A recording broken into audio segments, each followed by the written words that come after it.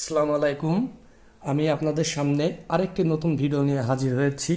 এটাও টিন সার্টিফিকেটটি কিভাবে বন্ধ করতে হবে এই বিষয়টা নিয়ে আলোচনা করতে চাচ্ছি।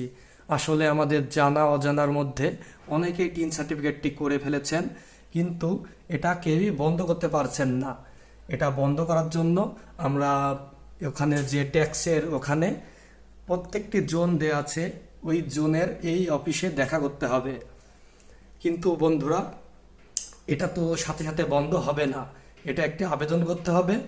এটা আপনার এনআইডি সাথে নিয়ে যাবেন, একটা পাসপোর্ট সাইজের ছবি সাথে নিয়ে যাবেন, নিয়ে অফিসে দেখা করতে হবে নিজে নিজে। কিন্তু তারপরেও একটা কথা আছে যে আমি কিছুদিন হলেও এটা করেছি, কিন্তু আমাদের এটা কি এখনই বন্ধ হবে? না, আমাদের এটা এখন বন্ধ হবে না।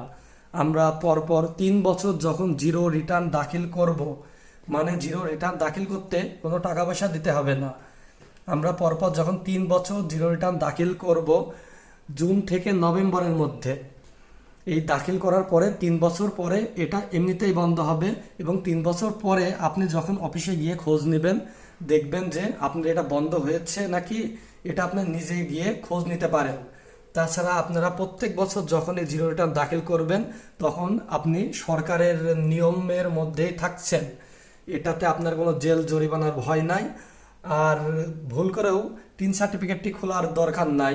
আসলে যারা বড় বড় ইউটিউবার আছে তাদের জন্য টিন সার্টিফিকেটটি দরকার আছে, কিন্তু আসলে আমরা দেখেন অনেকে ছোটোখাটো ইনকাম করতে পারি না, কিন্তু ফেসবুক স্টারের জন্য আমরা এই টিন সার্টিফিকেটটি খুলেছি। কিন্তু এখন এই টিন সার্টিফিকেটটি অনেকেই হতাশ যে বন্ধ করার কোনো উপায় আমরা খুঁজে পাচ্ছি না। এই জন্য কোনো চিন্তার কারণ নাই। দয়া করে আপনারা নিশ্চিন্তায় থাকুন।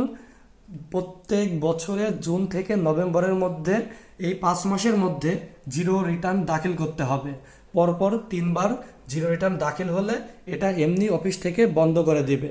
আর যাদের ইনকাম বছরে 3 লক্ষ বা তারও অনেক বেশি, তারা এটা আয়কর ট্যাক্স দিয়ে থাকে। আসলে আমরা বুঝে বা না বুঝে অনেকেই এই টিন সার্টিফিকেটটি খুলে ফেলেছি। তো চিন্তার কোনো কারণ নাই। সবাই ভালো থাকবেন। আল্লাহ হাফেজ।